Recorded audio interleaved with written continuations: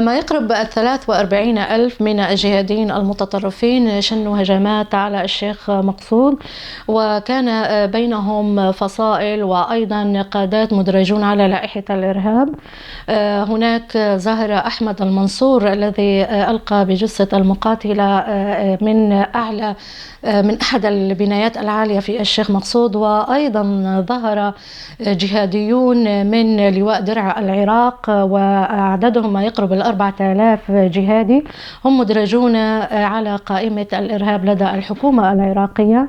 ولا ننسى أيضا قادات الفصائل التركمانية الذين شاركوا في تلك الهجمات، ونعلم أنهم أيضا مطلوبون في القائمة السوداء لدى الحكومة البريطانية، بالإضافة إلى الانغماسيون وهم ما يقرب الفرقتين، جلهم من الانتحاريين من الجنسيات المختلفة، بينهم جنسيات عربية وأخرى أيضا أجنبية. الدولة التركية هي تخاف من الضربة التي قد تواجهها إيران في أي توقيت. الولايات المتحدة الأمريكية وإسرائيل يهددان دائما بشن ضربة ربما تكون قاسمة تؤدي إلى انهيار النظام في إيران. وتعلم تركيا وهي قلقة من هذا الجانب أنه ربما الدور القادم سيكون عليها، لذلك هي تعمد إلى شن الفوضى في عموم الجغرافيا السورية، ويعني تدفع الدول المعنية بالملف السوري كالولايات المتحدة الأمريكية، روسيا، فرنسا، ألمانيا وإسرائيل، يعني كل هذه الدول إلى الانهماك بالفوضى التي تعمد أنقرة إلى شنها في سوريا. والهدف الأساسي هو أيضا اجتثاث الكرد من أي منطقة يتواجدون فيها، اجتثاثهم من جذورهم كما حصل في عفرين ورأس العين وطل أبيض. يعني دائما تكون المرأة في أي حرب، في أي معركة، هي الضحية الأولى والأخيرة. دائما يتم استخدام جسد النساء في ساحات المعارك، لذلك وجدنا أن النسبة الأكبر من الانتهاكات اليوم في حي الشيخ مقصود والأشرفية انتهكت فيها النساء وانتهك فيها الأطفال. يعني المدنيون الذين كانوا يفرون من الاشتباكات التي كانت تشهدها أو يشهدها الحيين في الفترة الماضية كان يتم اعتقالهم على أنهم أسرى حرب واتهامهم بأنهم من قوات سوريا الديمقراطية. اليوم هناك المئات منهم، يعني لا توجد أرقام دقيقة وإحصائيات بعدد المعتقلين أو المخطوفين لنقل، خاصة من النساء، لكن يبدو أن أعدادهم بالمئات.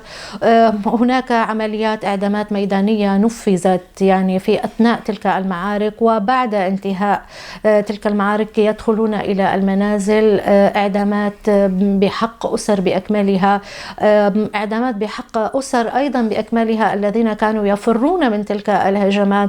يعني وجدنا عشرات من الصور للضحايا، يعني غالبيتهم من عائلة واحدة، غالبيتهم من الشباب الصغير. الدولة التركية حينما جهدت في يعني في جمع كل تلك الفصائل الذين نعلم أن غالبيتهم من الدواعش، من جبهة النصرة، من حراس الدين، يعني هذه الفصائل الذين ارتكبوا مجازر في عموم الجغرافيا السورية، هدفها الرئيسي جمعهم فيما يسمى بوزارة الدفاع وإضفاء صفة الرسمية لهم على أنهم الجيش السوري، ليتملص هؤلاء المجرمون وهؤلاء القتلة من الانتهاكات الحرب التي ارتكبوها بحق الضحايا من المدنيين، وبالتالي التملص من كل القوانين الدولية التي يعني يجب أن يتم تفعيلها ضد هؤلاء القتلة.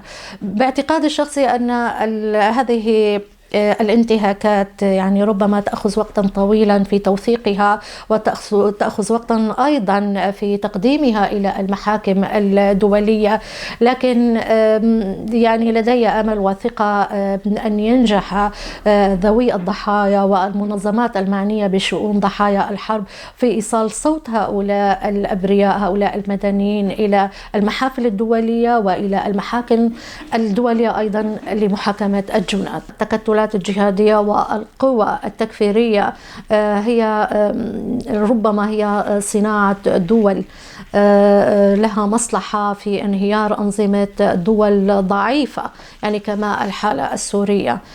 تنظيم داعش تم صناعته في ربما مصالح دول مجاورة، ربما دول غربية.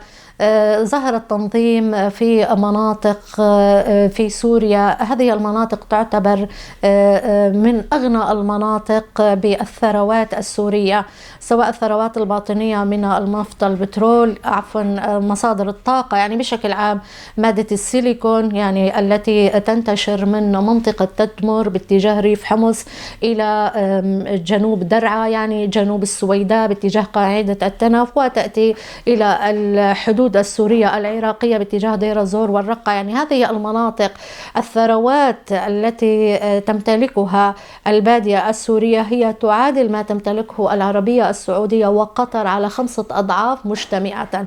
لذلك يعني يدفعون بهؤلاء التكفيريين إلى ودعمهم ودفعهم للظهور في مناطق ليكون الهدف الرئيسي هو استيلاء على ثروات تلك البلاد. يعني الفظائع التي حصلت في الساحل السوري وأيضا في السويداء وتوثيق تلك الجرائم بعدسات كاميرات الجنات أنفسهم الذين كانوا يعرضونها حتى على صفحاتهم الشخصية على وسائل التواصل الاجتماعي.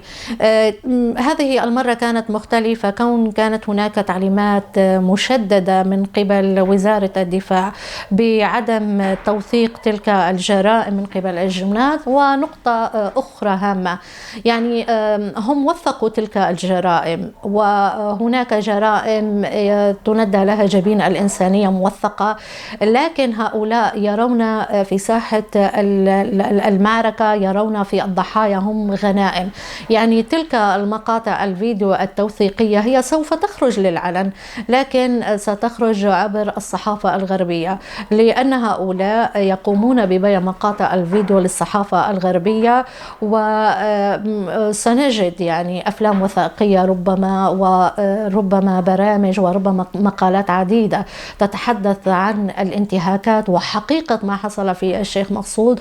وهؤلاء الجنات أنفسهم يعني يرون في تلك المقاطع ربما مورد مالي سيحصلون عليها على آلاف الدولارات مقابل بيعها للصحفيين الأجانب، وربما لمحطات تلفزيونية غربية. فيما يخص ملف النساء المختطفات سواء من الكرديات، الإيزيديات، العلويات والدرزيات والمسيحيات، يعني أنا عملت على هذا الملف منذ سنوات، ويعني ربما لدي نشاط في يعني توثيق بعض هذه الحالات. يعني هذه النساء أين هؤلاء الجهاديين يأخذون هذه النساء؟ ما الذي يحصل مع هذه النساء؟ هل سيتم توزيعهن كسبايا على أولئك الجهاديين كما حصل مع الإيزيديين، أم سيتم ابتزاز ذويهم لإجبارهم على دفع فدية